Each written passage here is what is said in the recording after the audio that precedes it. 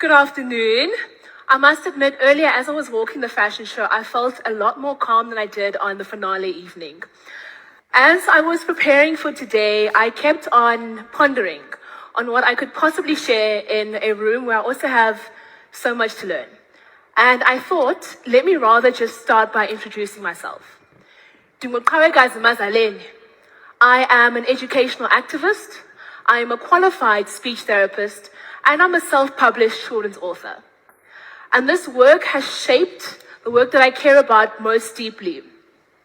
And it's the reason I stand before you today as Miss South Africa 2025 and as a proud ambassador for Empower Youth Africa. If I'm completely honest with you, I think I've always had a bit of a soft spot for people. Even long before titles and platforms, I was always the child who was asking, how can we make this specific solution work for that child and this child? And that curiosity about people eventually led to me finding out about speech therapy. It led to me becoming an education activist, and it also led to me writing children's books. Miss South Africa is oftentimes associated with pageantry. But what I've discovered is that it's a platform for social transformation, for leadership, as well as for self-development. And for me, it's given me the reach to be able to expand the work that I care about most deeply. Through this platform, Miss South Africa launched an initiative called Empower Youth Africa, an initiative which has been rooted in an important, but yet a very urgent question. How do we ensure that women and young people across Africa are not left behind by the systems that are meant to serve them? Empower Youth Africa unites our Miss South Africa finalists around scalable social impact initiatives, which focus on youth unemployment, on entrepreneurship, on health and wellness, on civic engagement, on Pan-African collaboration, as well as on education. Now, as the first Miss South Africa Wama2K, for those who are not South African, that essentially refers to anybody who was born after 1999. It essentially means that I am one of the first Miss South Africas who is a member of Gen Z, a generation which is often described as impatient. But perhaps what is called impatient is really a generation which is actually asking us how these systems work and how we can make them better, how we can make them faster, and how we can make them work more inclusively for everybody. Because so many of us grow up in these systems and we see the gaps and the people who are left behind. For example, in South Africa, a lot of us know that more than 80% of children in grade 4 struggle to read for meaning. And when a child struggles to read for meaning, it makes everything that follows that much more difficult. For example, if they struggle to learn, they then struggle to complete school, and they struggle to gain access to economic opportunities. And I believe that if we are serious about reducing youth unemployment in our country, it is so important for us to be able to focus on early literacy and basic foundational education.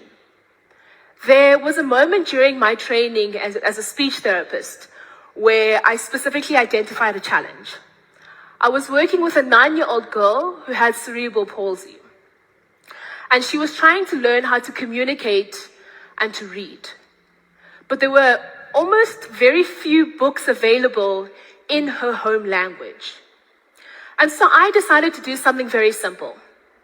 I went back home, I went to my laptop, I opened it up, and I wrote a very short story for her. I went to the shared printers at our university, I printed it and stapled those pages together, and I made this book in her language. And when I went in the next day and I read it to her, she lit up in a way that I had never seen her light up before. And I realized something extremely powerful. Inclusion doesn't always begin with us building new systems, but rather it means that we should ask, who were those systems originally built for?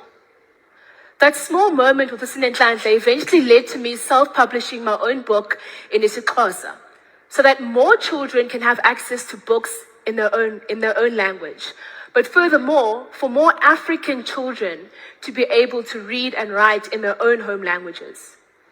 And I'm so excited to share that that same story I authored and self-published, Amasele Amdaga, is now being translated into more South African languages. Thank you. Because children see themselves in the stories that they read, and they stand a far better chance of believing in their futures if they are represented in that light. And so as I stand in rooms like this today, I would like to make a very humble request that you can help us change the trajectory of literacy in Africa by supporting the creation and the distribution of reading materials that are relatable, accessible, and understandable, and ultimately written in languages which shape children's lives. And whether that means supporting initiatives like Amasele Amdaga, investing in educational materials, or simply advocating for more inclusive books and resources, every contribution helps in moving us towards a more equitable education system. Because sometimes the most powerful way that we are able to change a system is simply by us starting with what we have collectively. And for me, Miss South Africa really has been that catalyst. Through Empower Youth Africa, I continue to visit schools to promote literacy, to encourage the creation of resources in home languages, and to bring young people together to participate in solutions which create both opportunity and impact. But this responsibility, I know deep down, is not mine alone. My fellow finalists are tackling the other EYA pillars, using their skills, using their expertise, and their reach for us to be able to push Africa forward. And that is where intergenerational leadership becomes so much more important. Leadership is not about us deciding which generation has gotten it right, but it's more so about asking the question as to what can each of the generations learn from each other? What can we learn from each other, and what can we do to push Africa further? Thank you.